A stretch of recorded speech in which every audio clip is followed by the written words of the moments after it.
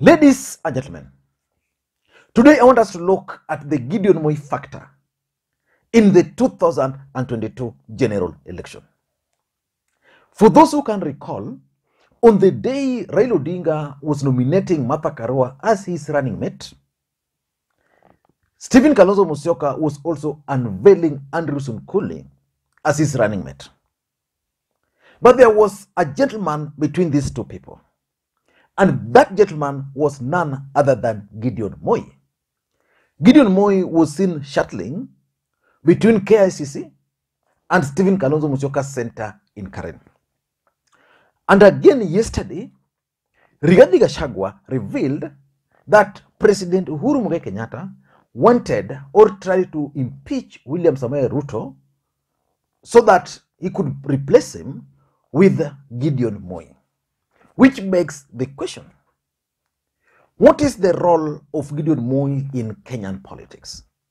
For us to understand the Gideon factor in Kenyan politics, let us go back a bit and understand his history. Who is Gideon Moi?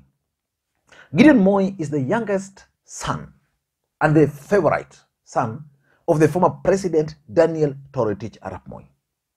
Gideon Moi was actually born 58 years ago, I think in 1963, around there. He's serving his second term as the senator for Baringo. Gideon Moi was first elected in 2013, overwhelmingly, on KANU.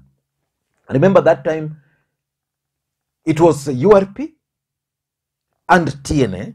URP was the dominant party in the larger Rift Valley, but Gideon Moi still prevailed at that time. And then in 2017, he was re-elected again on a KANU ticket as the senator for Baringo, against all odds.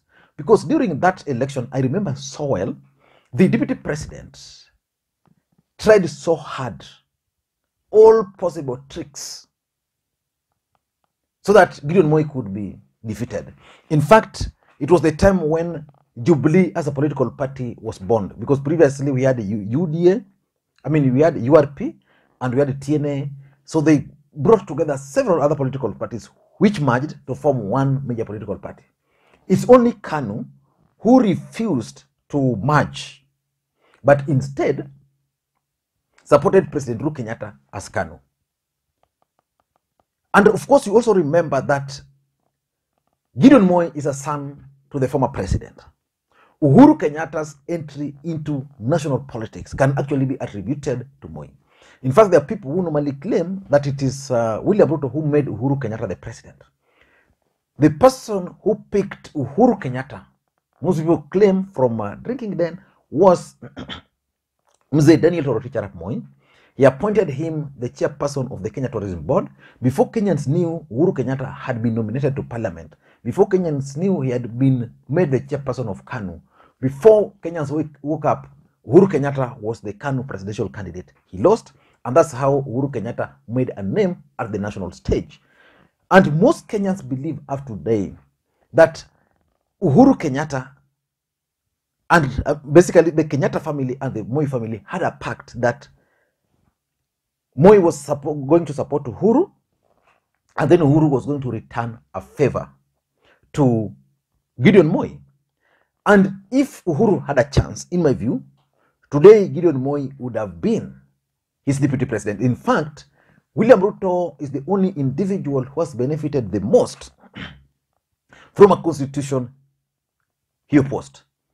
If we were under the old constitutional order, Uhuru Kenyatta would have fired William Ruto long time ago and replaced him with Gideon Moi.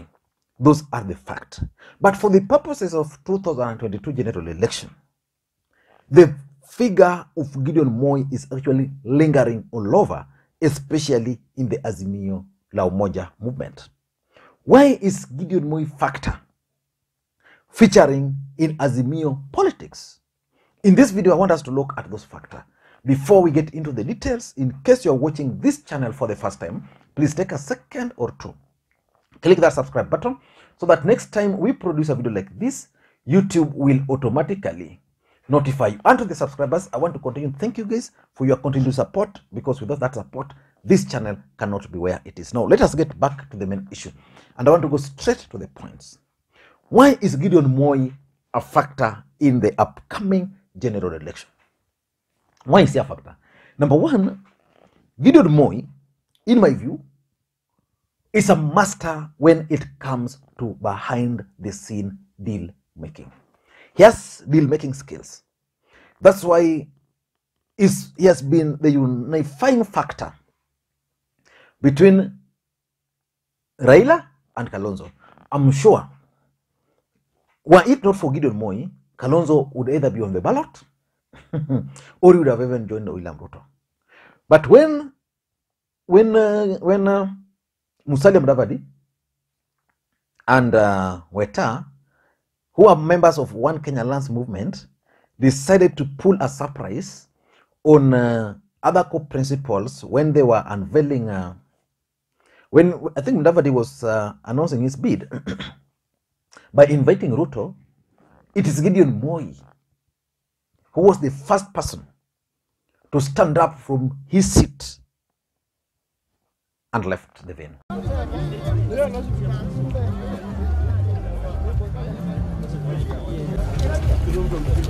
The optics are not good.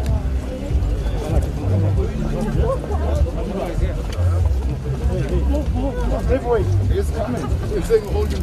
No, Musalia is on the way here. He's coming. He's right behind us. We'll just go and sort it. Yes. Where are you guys? No. So, just come. You see, yes. Ruto seat is next to me. So look a minute.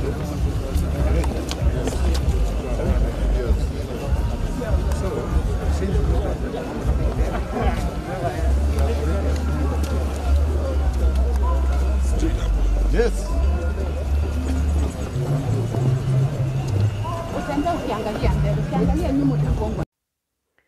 Then from that point up to today, Gideon Moi was just playing one role for President Uhuru Kenyatta, making sure that Stephen Kalonzo Musyoka does not disappear from the radar. So Gideon Moi has performed that task so well to an extent that even when Kalonzo Musyoka was feeling that I'm not going to join Raila Odinga, he had to create an event for Kalonzo Musyoka to unveil Andrew Sunkuli as his running mate. So because of that deal-making skills, Gideon Moi is going to remain a constant figure in this year's general election. Number two, Gideon Moi is a son to the former president, Daniel Dr. Arap Moi, the favorite son. In this country, there are families with the money, financial muscle. It is alleged that Gideon Moi was the sponsor of One Kenya Alliance, that whenever he was not there, things were not moving. Of course, Musalia and Weta left One Kenya because they were bought. None other than Agoi, who is a close ally of Mudavadi, stated that Mudavadi and Weta left because they could not fund their presidential candidature. So the person who used to fund One Kenya Alliance was none other than Gideon Moi. The Moi family is one of the wealthiest families in this world, in this country, sorry. And because politics is an expensive venture, all these other politicians would depend on Gideon Moi.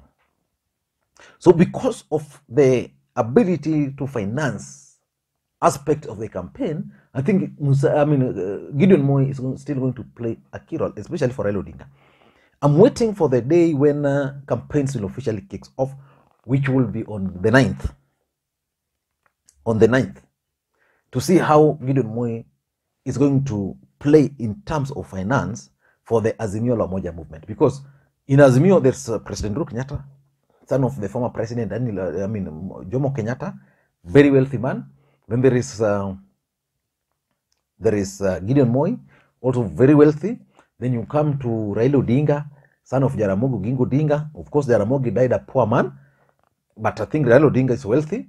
Then you come and talk of several other individuals there. You see, when Moi was the president, there are so many people who made money during that Moi era. Some of them are people like Joshua Kule and the rest.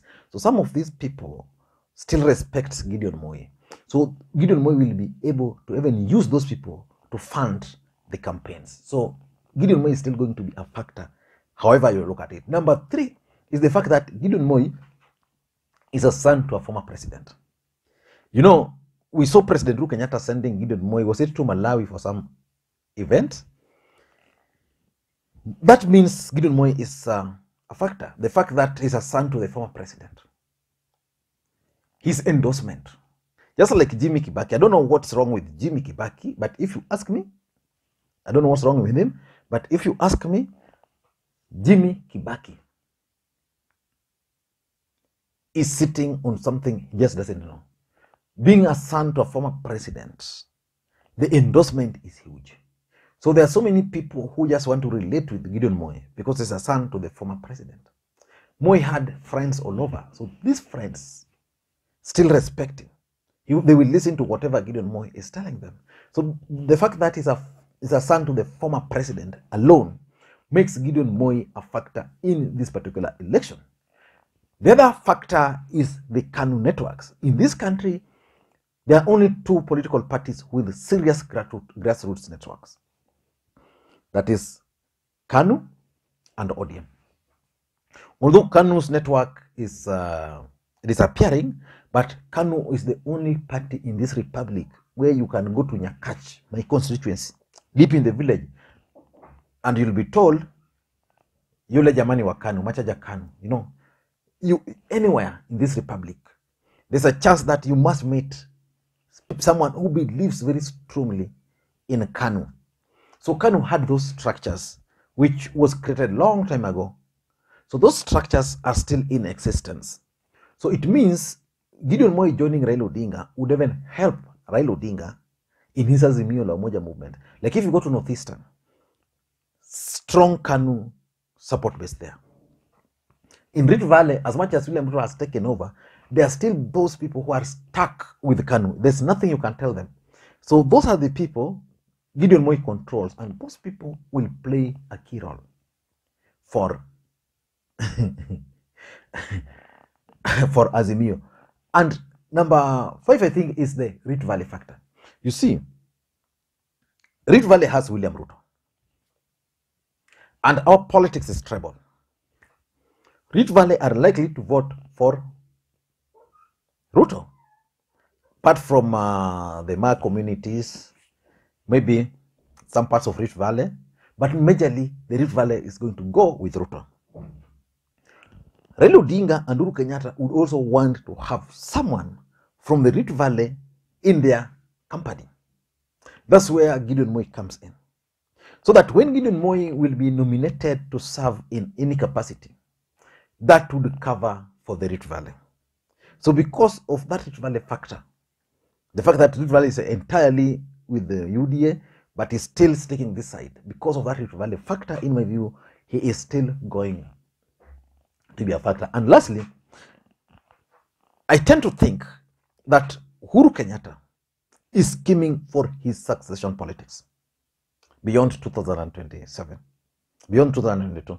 Because the truth is, Raila Odinga, in Uhuru's mind, is going to be a Mandela's moment. I'm just assuming that Raila Odinga is going to win based on Uhuru Kenyatta's mind. So assuming Raila Odinga will be declared the president of the Republic of Kenya, then he's going to serve for 5 terms. For 5 years, 1 term. Then Uhuru will still be scheming on who is going to succeed Raila Odinga. In Uhuru's mind, he had Musalia Mudavadi. Musalia Mudavadi left. The only person who is now left with him is Gideon Moi and Stephen Kalonzo Musyoka. I've been asking myself that if you were to give Uhuru Kenyatta a choice to make between Musalia Mudavadi, Kalonzo Musyoka, and Gideon Moi, who will he pick? I've always believed that President Uhuru Kenyatta can easily pick Gideon Moi. Why? Because of the debt. You see, Uhuru Kenyatta becoming the president of the Republic of Kenya is directly attributed to the role played by Mzee Daniel Toroitich arap Moi. So I tend to think that the Kenyatta family or the Moi family are debt. And that debt is what is sticking Uhuru Kenyatta and Gideon Moi together. I don't know what you think, but that's my take. In case you're watching this channel for the first time, please take a second or two, click the subscribe button so that next time we produce a video like this, YouTube will automatically notify you. Thank you guys, and please may you have a good day. Until next time, this is Lee Makwiny. Bye-bye.